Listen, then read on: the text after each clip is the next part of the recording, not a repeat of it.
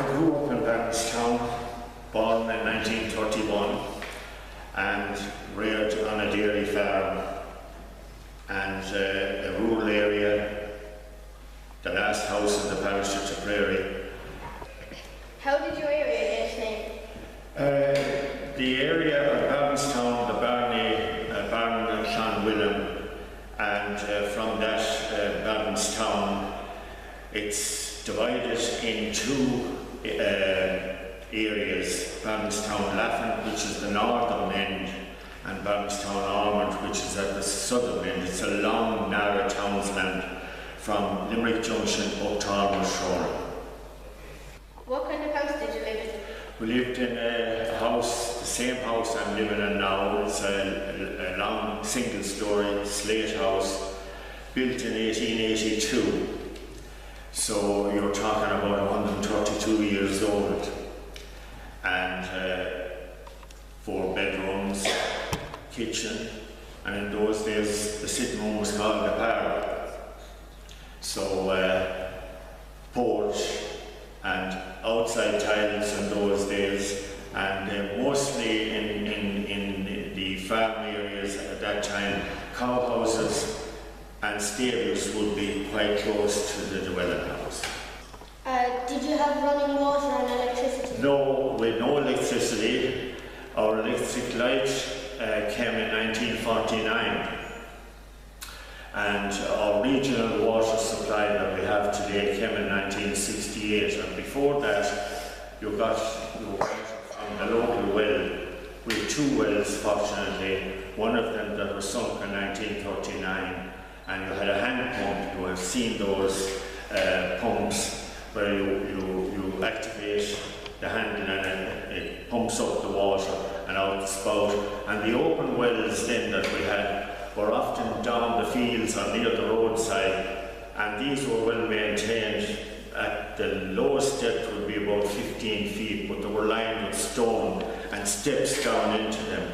And when you'd come home from the creamery in the morning, there'd be an empty churn set aside and a bucket where you go down to the well and fill the churn and bring it up and leave it outside the door. So that was your source of water in the 30s and 40s.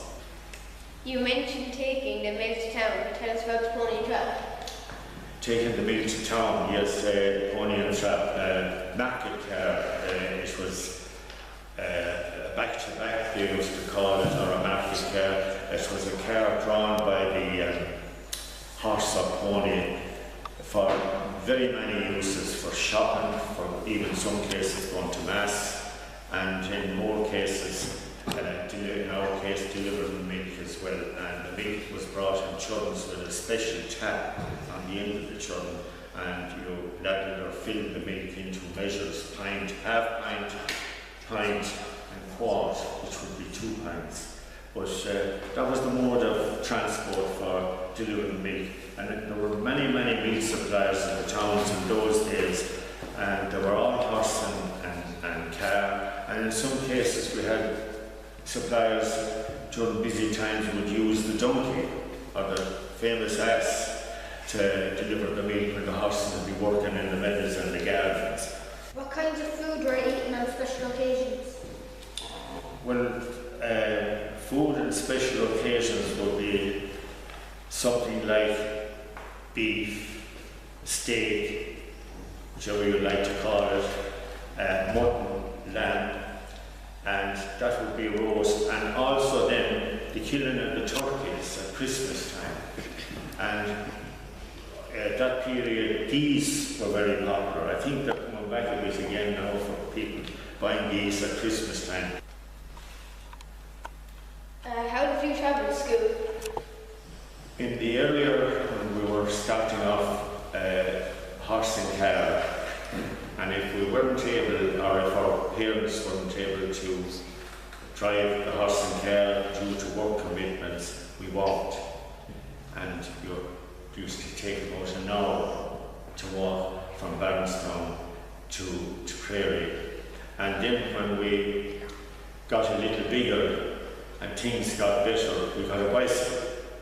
And it was bicycle we travelled to school the whole way located here in the old monastery and here in the present monastery. And when the students moved to the abbey, then it was all by bicycle we travelled. And the townsboys, naturally enough, they all walked. A few of them would have bicycles that would be in the outlying areas in the town. And they were the envy of the rest of the boys in the town. Of course, they might be flashing a new bicycle, which was like a Rolls Royce in those days. So that was pretty it. We started in the convent, we went to the old monastery. We moved here then in 1940 and moved from here then to the abbey. What was the school day like? The school day, you'd come in the morning, and my job in a couple of the classes, strangely enough, was on the long blackboard. We used to write the date up on the corner with chalk. Like today is the 15th to the 5th, 13.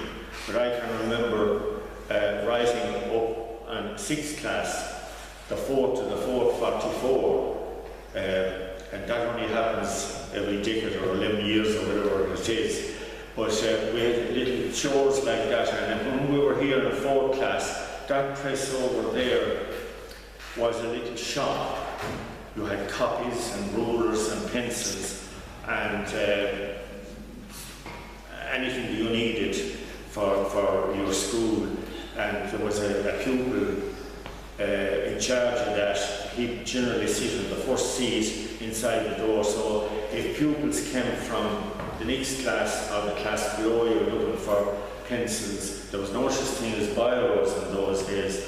We had pens with the end nib, and on our desks were inkwells, and you left your pen on the top of the desk. There was a little groove with this famous end nib, which was a broad nib, easy enough to write with, provided you hadn't overloaded with ink. But all them would be sold here in 4th class, or if not in 5th class. And one of the pupils inside the door there was a main shop further down where babies used to be, near the cloakroom, where they had a bigger amount of books and all the necessary copies and all that kind of thing. But my job was to write the dates. At what age did you leave school? I left school at 16 in the abbey. And my father wasn't well at the time, and there was a lot to be done. And then I went to night school and technical school, and I learned quite a bit there. And it stood to me afterwards. But looking back, I always say, every day you're learning. Don't ever say when you leave school you're finished. You're not. You're learning every day.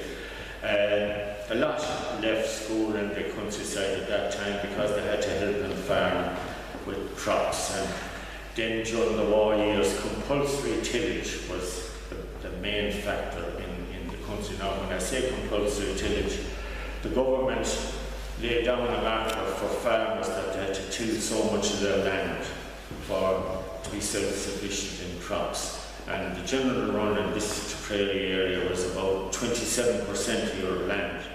And that had to be done, or if farmers weren't able to do it, they had to let the land in contract to farmers that would grow the crops. But mostly the pupils, when they had a couple of years done at the abbey, and some maybe when they left the primary school, was to help on the farm at home. Where did you get your first job? Well, my first job was, as I mentioned already, was a milk roundsman. We were supplying milk to the best part of 100 customers twice daily. And it was, going back to what I said a few seconds ago, great learning experience. You were dealing with households one after another twice daily, and then when things got better, once daily, when people got into refrigeration and that kind of thing. But for me personally, to give 21 years on a milk round was an education in itself, meeting the people, dealing with the people, and wondering how they coped. And I always said the mothers of big families were amazing people, how they coped. And in those circumstances at that time, the eldest of the family would hand on the clothes to the next. If you had an older brother, he handed on the coat or the jacket to you, and so on, and the girls with dresses and coats. And people say you shouldn't wear anybody else's shoes. You were damn glad to get the shoes that your brother was wearing if you had a new pair. And that prevailed during World War II. And at that period we were delivering the milk, and you got to know the people, you got to know how they coped, and until you got to be about 18 or 19, you didn't look for money on Saturday night, because a mother would come out and say, tell your father I have no money. And at the age of 15, 16 or 17, you couldn't understand it. The first thing you would say, they're probably telling lies. But when she'd back it up by saying, I have a little daughter for communion, I have a boy for confirmation, you soon knew that these people had new clothes to buy for their daughter or their son. And they said, tell your father we'll pay you later. But all that was, in a sense, you could say, looking back, a little mini co-op, a portable mini co-op where you were dealing with the public. But it also gave you a great understanding how to respect people, the mothers of families, the fathers of families, and above all, it was instilled into you on a real ground, never take a news from one house to another, no matter what it is, unless it was exceptionally good news. And thankfully today, as we're talking on the subject, it's about the one virtue I have, that once you go out of anybody's place, leave everything behind. Where did you go to Mass? I went to Mass in St. Michael's, and we, again, the horse and trap car, then individually we walked in the winter time if the roads were bad and snow and that kind of thing. We came across the hills, and the principal mode of transport was the bicycle. We went to Mass into Prairie at that period, and I think we couldn't let this occasion go without mentioning Canon Hayes. You probably maybe read or will read about Canon Hayes. He was a marvellous man that founded Monastery here in Prairie in 1937. He was a curate here in 1937. He was here from 34 to 46. He was the man that during the period of World War II that invented the famous penny dinners for the poor, that they come and they had hot dinners to get for a penny, maybe there's twopence or threepence, which was known as the penny dinners. He also worked in conjunction with the army to draw all the turf, to keep the turf fires burning in the town of Prairie during World War II. He was a marvellous man. Nobody refused him to do anything. He had army lorries drawing turf, and all the turf was reached below now in the sports, where the sports complex is, and along at the back of the St. Michael's Church, where the sports complex and tennis courts and the car park is. And the turf was measured out or weighed out to the people of the town to keep the fires burning. He started all that and maintained it during the war years. I had the privilege of serving Mass for Canon Hayes for 3 years. The country boys used to serve the harvest 9 Mass because it was the suitable Mass. The later Masses, there was 11:15 and 12 o'clock, that was served by the towns, the pupils in the town that were going to this school. But Canon Hayes was ahead of his time, a marvellous man. It was a pleasure for us young boys like yourselves now there was something special about Canon Hayes. It was a privilege to serve Mass for him. Where did people sit in the church? All the pews in the church in our time, you were to pay an admission to the centre aisle, and there was a man there, the sacristan, by the name of Ned Monaghan, and before him there was Sis Hanley. And there was an admission ticket with twopence or threepence, I forget which, maybe they moved it up to threepence later on or after the war, that you were handed, you picked up a ticket as you went in the door when you put your money on the plate, and that allowed you to go into the centre aisle. Now the left-hand side of the St. Michael's Church was known as the men's side, and the right-hand side was known as the women. And all the women would come in, all the things progressed, they had headscarves, and the priests at the time used to say there were a source of distraction with writing on the back of the headscarf like the meeting of the waters or something like that. But the women all wore headgear. They were separated on the right hand side, the men were on the left, and on the windows sills, all the hats and caps for the men, especially winter time, would be all stacked up there while Mass was going on. And in those days, there was no amplification in the church. Amplification came to St. Michael's in 1950, and they electrified the organ, and that was during Archdeacon Cook's time. So when the amplification came to make it easy to hear, people had no bother hearing at the rear of the church. They were hearing the sermons and the prayers, and heard the Mass just as well as in the front. But in those days, the priest said Mass with his back to the congregation. And before Mass would start, there was the famous long prayers of faith, hope and charity. They had to be read. But families in country churches then had their own separate seats, and some of them with their names on it. But your admission to the centre of St. Michael's was this famous twopence or threepence. You handed up the ticket as you went in. Were you a member of the local club?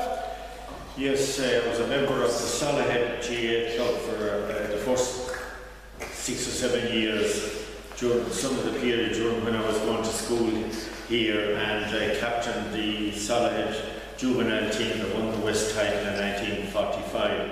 Then I joined Argyll Rovers in 1952 and played with Argyll Rovers until I retired in around the early 1960s.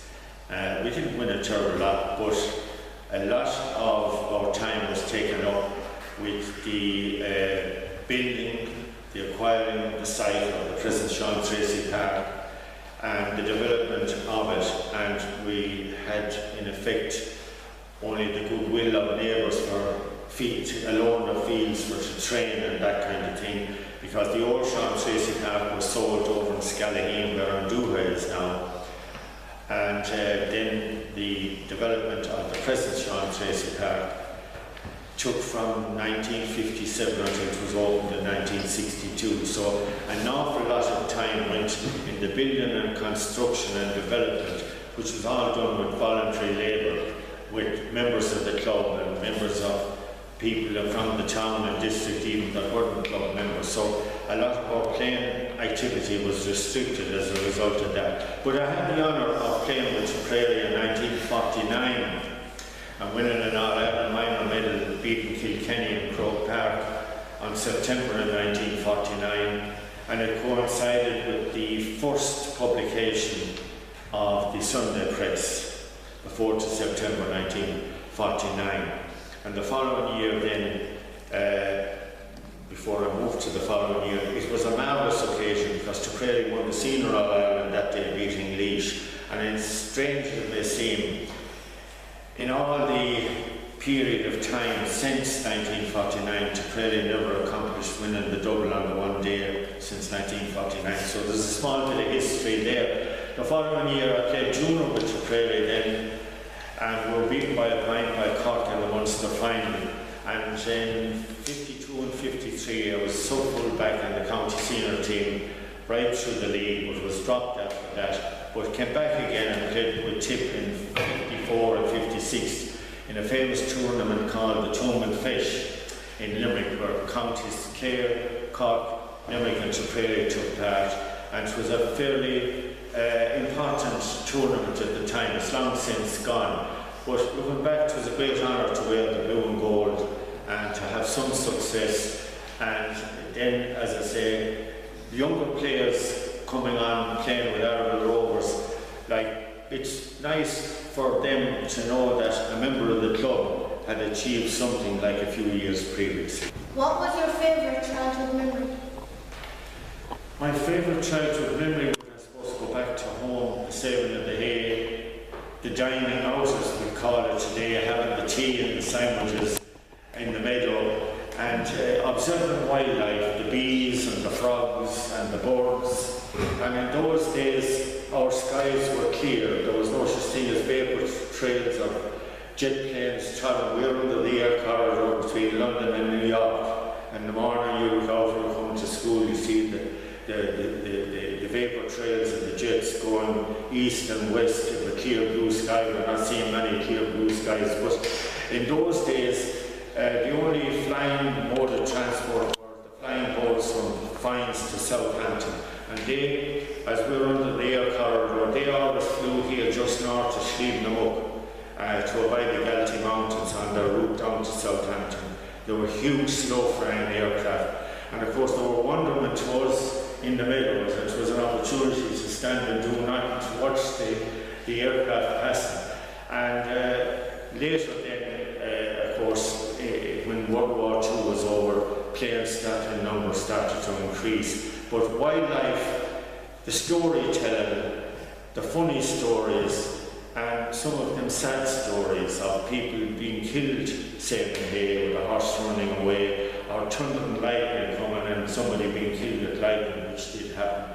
But the nice side of it was the lovely evenings sitting in the meadow, having the tea or whatever was out, and listening to the stories, and seeing the older people smoking the pipes, and the cigarettes and the tobacco would be hidden in the cool in the hedge and that kind of thing. But there were lovely memories, and people that would visit, that would come and give a hand, and maybe would never have saved hay or done anything like that before.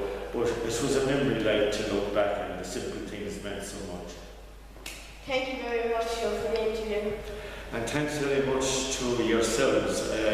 I can foresee those two great boys being television and yet taken over from Brian Turvey and Brendan O'Connor and those of us. Thanks much, very much. It's a pleasure.